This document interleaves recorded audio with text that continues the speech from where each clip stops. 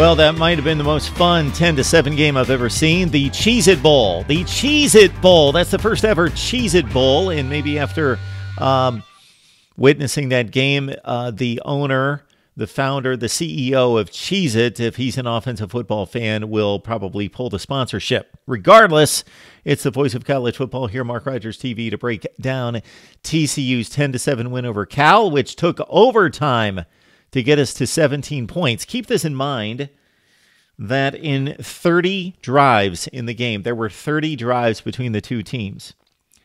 There were 15 punts. There were 9 interceptions. There were 3 times in which a team was stopped on downs that included missed field goals. There was 1 field goal. That was the game winner, and there were 2 touchdowns. 15 punts, 9 interceptions, 24 of the 30 possessions ended in a punt or an interception. Grayson Muhlstein has been in the TCU program for a long time. He's a 5th-year senior. He should be given credit for his service, but not a heck of a whole lot of credit for this win. He tried to give it away a number of times. Count them, 4 times. 4 picks. Muhlstein went 7 of 20 for not 100 yards, for 27 yards with 4 interceptions. The offensive football in this game, especially from the passing game on both sides, was incredibly atrocious. There was good defensive back play. There was good secondary play. There was lack of separation, yes.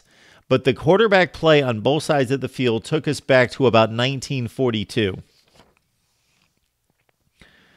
The TCU punter, don't let this be lost, Adam Nunez, leads the nation in the most punts downed inside the 10-yard line, and I failed to check out and count up how many times that he pinned Cal inside the 10-yard line, but I know that he did on the first drive of the game.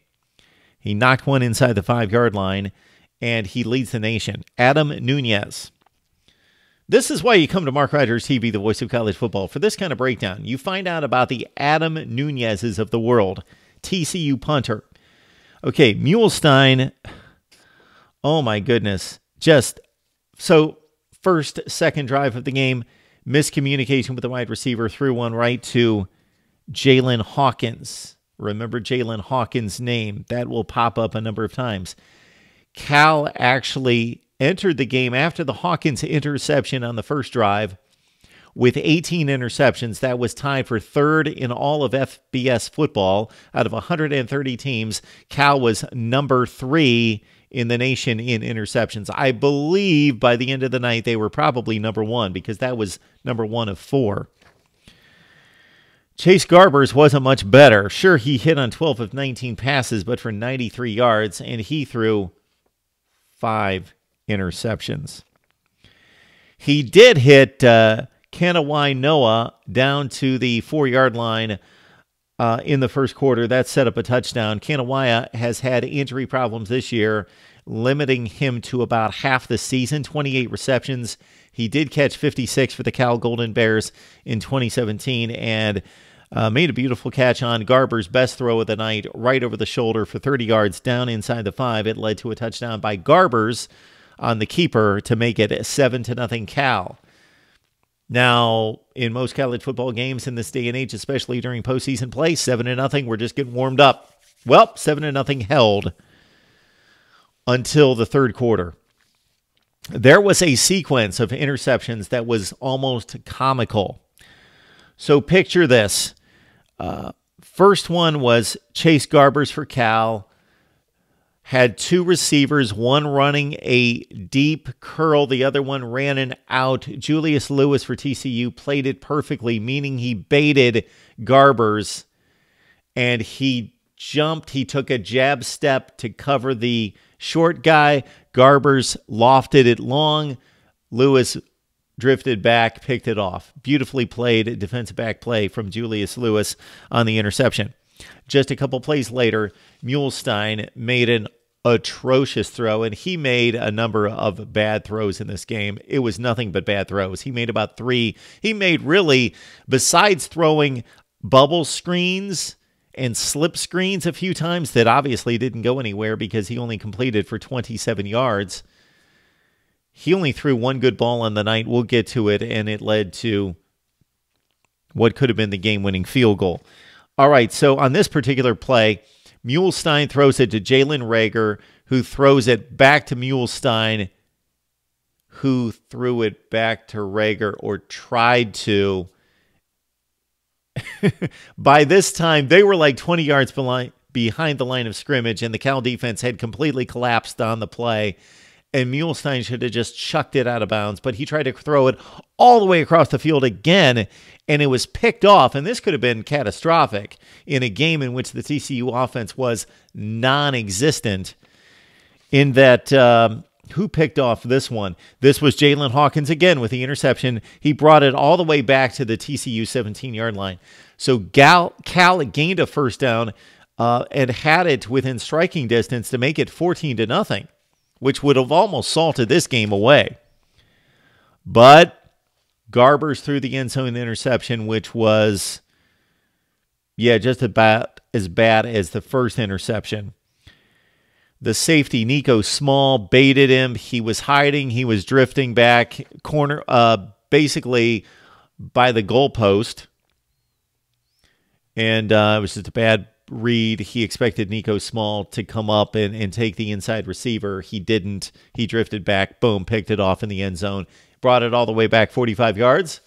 And for his efforts, sure, he negated a touchdown possibly for Cal, but for Nico Small's efforts, well, Muhlstein gave it back 2 plays later on another interception. This one was atrocious.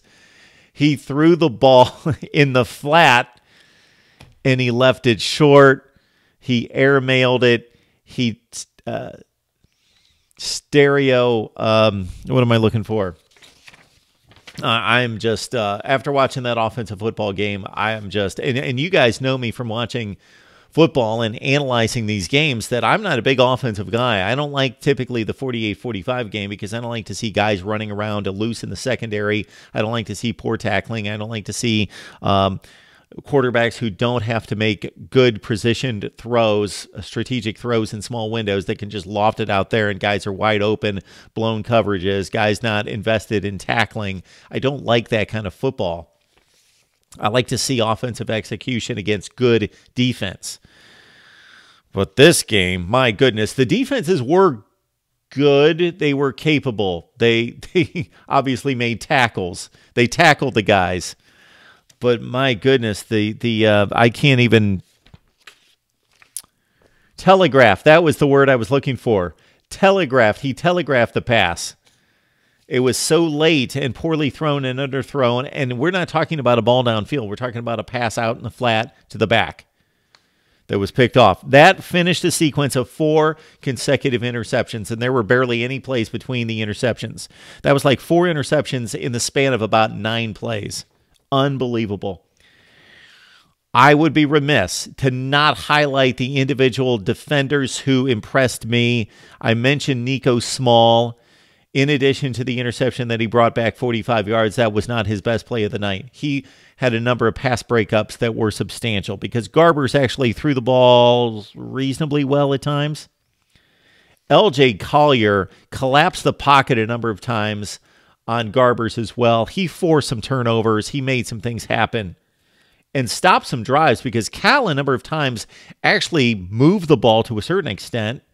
They gained almost 300 yards of offense. Wow. But they got into field goal range or near field goal range a couple of times, but sacks and tackles for loss in the backfield drove them back. And Collier was the cause of a number of those. Ben Banagu is one of the best linebackers, defensive end types in the Big 12, and he showed up, and I mentioned Julius Lewis with a big interception. On the Cal side, Jordan Kanuchik had 14 total tackles, 10 of them solo tackles, and Evan Weaver had 14 tackles, 9 solo tackles. Those guys were all over the field, and Jalen Hawkins had 3 picks in this game. I have yet to check how many he had for the season. I failed to do that. My instant analysis is typically much better with research. But I was on the phone watching this game at the same time. Jalen Hawkins, though, he had the interception that we talked about to start the game that basically led to a touchdown for Cal. Then he had the interception that was critical during this back and forth that, well, it could have been critical. He had the interception that he brought back all the way to the TCU 17-yard line, in which Cal should have at least gotten a field goal to go up by 2 scores, but Garbers threw the pick, and then he had an interception that really meant something later in the game as well. We'll get to it. Last drive of the game, it was one of these situations in which the offenses were awful, as pointed out. So we take you to the last drive of the game. TCU and Cal tied at 7, 2 minutes left. TCU, after a punt at its own 10-yard line, Gary Patterson lacked confidence in his offense, and understandably so, where he basically figured, okay, what are the chances that I can drive this ball 60 yards to kick a field goal and win the game? Null and void. I need to get this game to overtime. Let's waste the clock. Let's punt. Let's get out of here 7-7, and let's go to overtime where my offense can have a short field of 25 yards. But they gave the ball to Sewo Olanilua. And I've seen this guy play a number of times, and I still have to pronounce his name in about 3 syllables, in about 3 different cadence. So I apologize to him. 32 carries for $194 and a touchdown. So he scored the touchdown to tie the game in the third quarter, 7-7. But on this drive, he was just a man between the tackles, just hammered away. So Cal knew that TCU couldn't throw. They couldn't throw it the entire night. These 7 completions by Muhlstein were all underneath stuff, except for once Olanilua ran it out near midfield in what proved to be, or could have been, the game-winning play. Muhlstein did complete his best pass of the night on a slant for a first down to take it within field goal range. Gary Patterson, though, inexplicably, once they ran a play to make it 3rd and 8 with the clock ticking under 20 seconds, decided to just kill the clock and just send his field goal kicker out instead of running one more play. It could have been Olanilua should have gotten the ball in between the tackles. He probably would have ran for 5 yards. That would have set up a shorter kick. Cole Bunce trotted out for TCU to attempt a 44-yard field goal, and he hooked it. He hooked it left. It probably would have made it from 5 yards closer. It was that close. So Gary Patterson, I fault him there. I understand he didn't trust his offense to snap the ball and provide a decent play. But his running game was working. They moved from their own 10 out to the Cal 27-yard line. They moved it that far. They did move the ball 63 yards on the ground mostly. Give it to your big back, Olanilua, one more time. He would have gotten 2 or 3 yards for sure. He might have busted it, and you had plenty of time. You could have snapped the ball at 15 seconds, then kicked the field goal. But Bunce hooked it, and it looked like it would have been good from about 5 or 6 yards closer. So I believe Gary Patterson, for as good as he is as a head coach, blew that one, because the chances of his offense, as inept as it was, they could snap the ball. They weren't having issues snapping the ball, could have handed the ball off to their big back and gained a few yards to set up for a better kick. But Bunce missed it, and we went to overtime. So 7-7 game in overtime. Cal gets the ball, and on 3rd down, this is apropos for the night. Garbers throws the interception to Juwan Johnson. A horribly thrown ball, again, late and telegraphed. And Juwan Johnson ran this ball all the way 84 yards to the Cal 11-yard line. Somebody answer this for me. I believe that there's no such thing, and I should know this as the voice of college football, so I apologize. And I believe I do know it, but I just haven't seen this play out that I remember recently that I would log it. The defense can't score.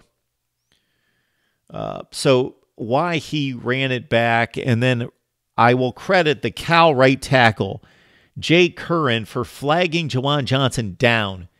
85 yards later, he dragged him down inside the 15-yard line at the 11-yard line to prevent what they thought were going to be points. But I think the defense just stops the offense, and then the offense, the other offense, takes over and runs its possession from the 25-yard line. I don't think the defense can end the game with a touchdown because they're only playing one field. I believe. I've got to check the rules on that, and if anyone knows, please let me know.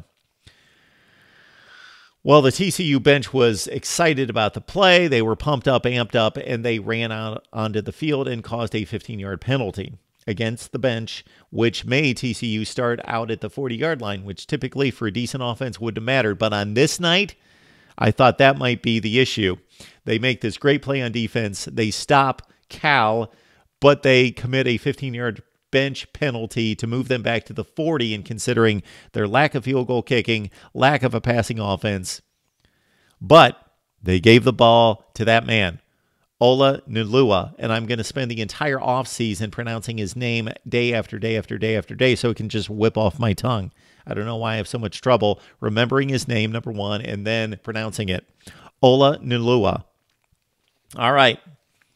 They get the first down on a third down conversion. That spot was questionable, but it put them in field goal range. And Jonathan Song, not Bunce, who kicks the long field goals, but Jonathan Song, who's extremely accurate, I believe 7 of 9 inside 40 yards. Willie trots out, nails the 27-yarder, and TCU wins the Cheez-It Bowl. And no, I don't have any Cheez-Its here because I don't buy that stuff.